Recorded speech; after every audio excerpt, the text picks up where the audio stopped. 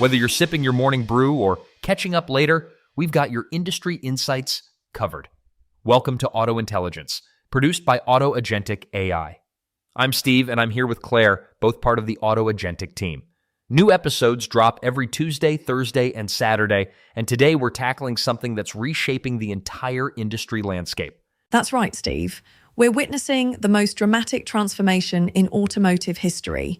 What started as a simple electric vehicle versus internal combustion engine debate, that's ICE, your traditional gasoline and diesel engines, has evolved into something far more complex. We're looking at a multi-technology ecosystem where battery electric vehicles, hybrids, hydrogen, and advanced combustion engines are all competing for market share. And the numbers tell a fascinating story. BYD just came within 24,000 units of Tesla's global leadership position. We're talking about a gap so narrow it could shift with a single quarterly report. Tesla sold 1.789 million battery electric vehicles, that's BEVs, your fully electric cars, globally. But here's what's particularly interesting about BYD's approach. They're not putting all their eggs in the pure electric basket. They sold 1.765 million BEVs while simultaneously dominating in plug-in hybrids with 2.485 million units, representing a 73% jump year over year. So we're not just looking at an EV race anymore. This is about understanding consumer behavior, regional preferences, and the reality that different technologies serve different needs. China's new energy vehicle market, which includes everything from pure electrics to plug-in hybrids, reached 47.9% of all new car sales in 2024. That's nearly 1 in 2 vehicles sold. Let's dig into what's driving these seismic shifts, starting with the electric vehicle surge that's redefining global competition. Claire, when we talk about the EV landscape, the Tesla-BYD rivalry gets most of the attention. But there's a broader story here about how different companies are approaching electrification. Absolutely. What sets BYD apart is their vertical integration strategy. They control their entire supply chain, from lithium iron phosphate battery chemistry to final assembly, which gives them substantial cost advantages and supply chain resilience. It's like owning the entire production line from raw materials to finished product. And that's showing up in their numbers. Beyond their 1.765 million BEVs, BYD's plug-in hybrid electric vehicle segment, PHEVs, which combine electric motors with traditional engines for flexibility, surged 73% to 2.485 million units. This dual strategy gives them considerable market flexibility. What's particularly noteworthy is that BYD's PHEV sales actually represent 58.5% of their total volume. They're not just hedging their bets, they're actively serving consumers who want electric capability without range anxiety. Meanwhile, other Chinese manufacturers are following suit. Geely's trajectory has been particularly impressive, 58% growth to 832,568 units.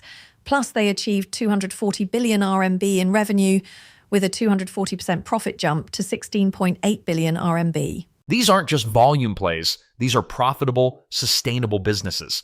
Meanwhile, Tesla's facing some headwinds, particularly in their home market. Tesla's U.S. sales tell a more complex story.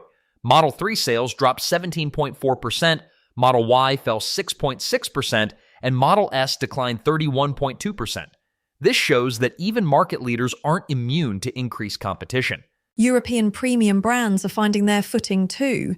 BMW's battery electric vehicle sales grew 11.6% to 368,475 units, representing 17.4% of their total deliveries.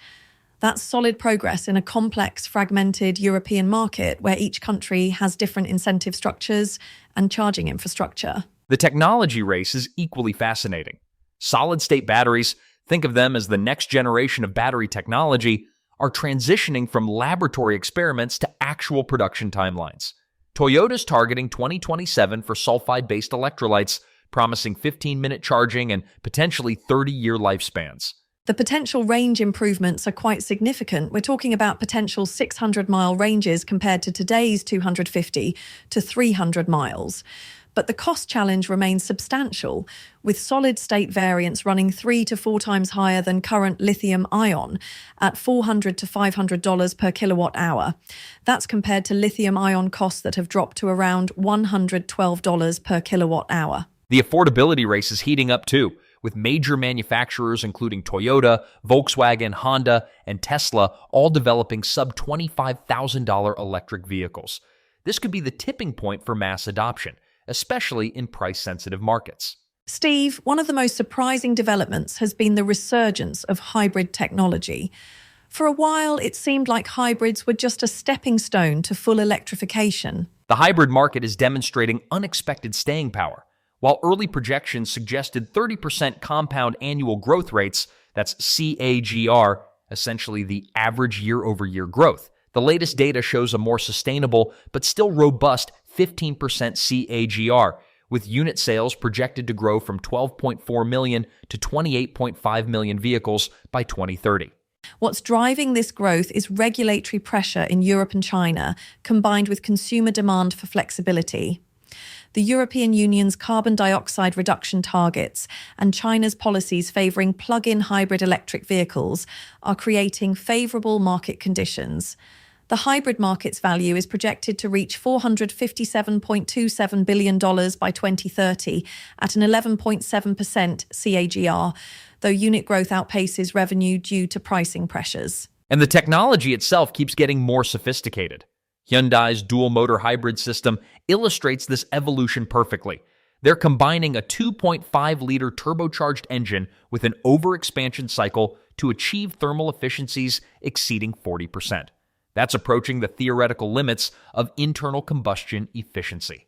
The flexibility is remarkable. Outputs ranging from low 100 horsepower for subcompacts to mid 300 horsepower for larger vehicles, all using the same basic architecture. The P1 motor handles starting and battery generation, while the P2 driving motor manages propulsion and regenerative braking. The most intriguing development might be hydrogen battery hybrids, which combine fuel cells with battery storage. This addresses the limitations of standalone hydrogen or battery systems, particularly for heavy-duty applications where weight and refueling time are critical factors. You're listening to Auto Intelligence, brought to you by Auto Agentic, the platform transforming automotive retail with intelligent human-centered AI. Now back to today's topic. Speaking of hydrogen, Steve, this technology always seems to be 5 years away from mainstream adoption. Where do we actually stand? Toyota's commitment to hydrogen runs deep, over 30 years of research culminating in the second-generation Mirai with 400-mile range and advanced safety features. They're not just developing passenger cars, they're testing heavy-duty hydrogen trucks in Europe and expanding into commercial applications. Hyundai's Nexo SUV has proven that hydrogen can work in consumer applications, but the infrastructure challenges remain formidable. The infrastructure picture tells the whole story. 73 of 86 US hydrogen stations operate in California, serving about 17,000 vehicles. Meanwhile, Japan and South Korea host 62% of global hydrogen infrastructure. Where hydrogen really shines is in heavy-duty applications. 3 to 5 minute refueling, cold weather performance down to minus 30 degrees Celsius, and no weight penalties for long-range capability. For logistics companies running trucks 24/7, that rapid refueling advantage is compelling. But the costs remain challenging. Fuel cell electric vehicles, FCEVs, which run on hydrogen, still cost $400 to $500 per kilowatt hour, notably higher than batteries. However, the rapid refueling and range advantages make them viable for specific commercial applications where downtime is expensive. The production side is evolving too. Most hydrogen today is gray hydrogen produced from fossil fuels, which negates many environmental benefits. The transition to green hydrogen produced using renewable energy is essential but still expensive and not widely scaled. Claire, let's talk about the AI angle here. How is artificial intelligence reshaping these powertrain decisions? Artificial intelligence is becoming the behind-the-scenes game changer across all powertrains. In EVs, AI optimizes battery management, predicts charging needs, and manages thermal systems to extend battery life. For hybrids, AI determines the optimal split between electric and combustion power in real time based on driving conditions, traffic patterns, and energy costs. Tesla really pioneered the software-first approach to vehicles, but now we're seeing Chinese manufacturers like BYD and Geely integrating AI-driven features that rival or exceed Tesla's capabilities, often at lower price points. It's not just about the hardware anymore. It's about the intelligence that manages it. This technological convergence is picking up pace.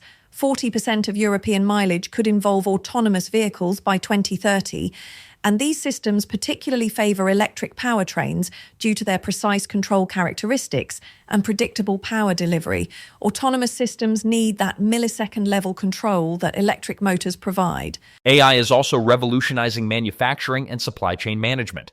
BYD's vertical integration success partly stems from AI-optimized production planning and quality control systems. They can predict component needs, optimize factory scheduling, and maintain quality standards across their entire supply chain.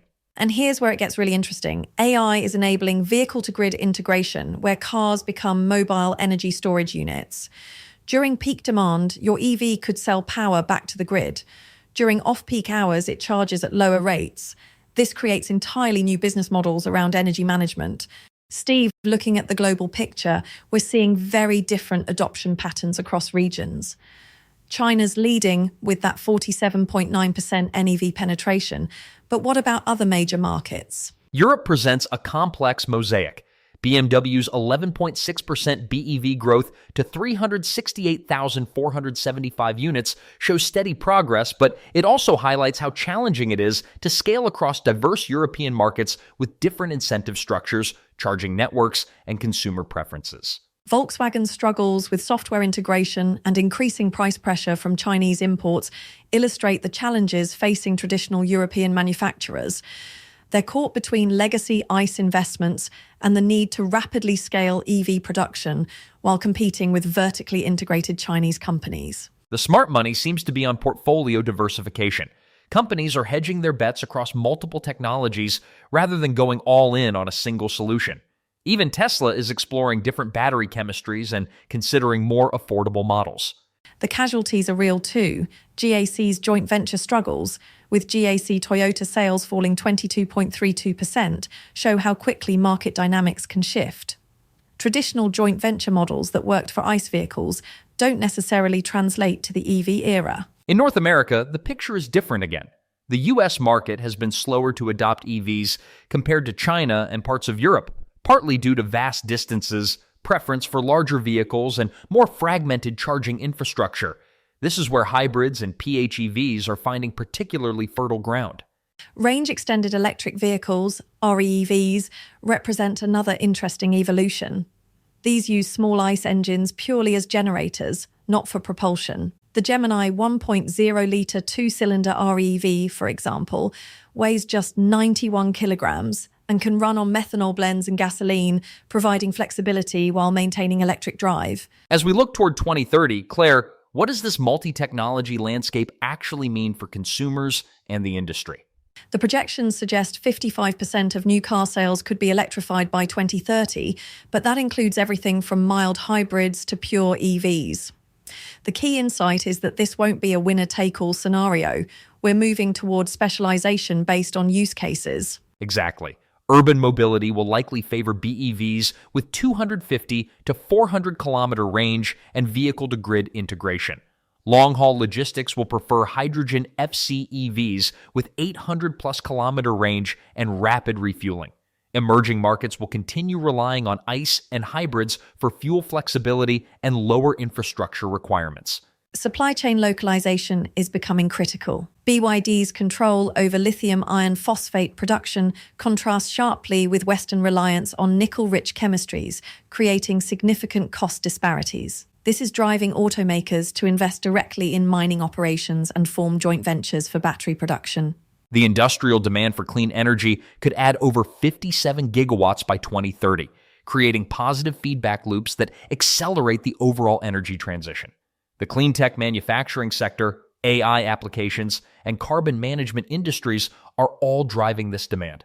Advanced manufacturing is also changing the game. Cummins has shown that ICE efficiency improvements remain viable, with idle reduction technologies providing up to 17% fuel economy savings. Meanwhile, companies like Avadi Engines are developing revolutionary rotary piston engines that use half the parts of conventional ICE engines while offering superior power-to-weight ratios. The convergence of electrification and automation creates synergistic effects too. Autonomous vehicles particularly benefit from electric powertrains due to precise control characteristics and reduced maintenance requirements. This will likely accelerate adoption of shared mobility services, fundamentally changing vehicle ownership patterns. Steve, if there's one key takeaway from today's discussion, it's that the automotive future isn't about a single winning technology. It's about the right technology for the right application. Absolutely. BYD's dual BV PHEV strategy, Toyota's hydrogen commitment, Tesla's software-first approach, and the hybrid resurgence all point to a future where multiple technologies coexist and serve different market needs. Success will come from matching technology to market reality, understanding that urban Chinese consumers have different needs than rural American drivers or European fleet operators. The companies that master this complexity will define the next decade of mobility. The convergence of AI, electrification, and autonomous systems is creating opportunities we're only beginning to understand. The companies that master this integration, combining hardware innovation with software intelligence, will define the next decade of mobility. And this brings us full circle to why platforms like Autoagentic are so crucial in this transformation. Just as the automotive industry is navigating multiple powertrain technologies, automotive retail is grappling with how to effectively sell, service, and support this diverse technology landscape. That's exactly right. Autoagentic AI is pioneering the intelligent, adaptive solutions that help dealerships navigate this complexity. Whether a customer is interested in a battery electric vehicle, a plug-in hybrid, or even hydrogen technology, dealerships need AI-driven tools that can optimize inventory management and customer education across all these different powertrains. What sets Autoagentic apart is our human-centered, consultative approach. We're not just delivering automation, we're providing strategic thinking and collaborative planning that helps dealerships understand which technologies will work best for their specific markets and customer bases.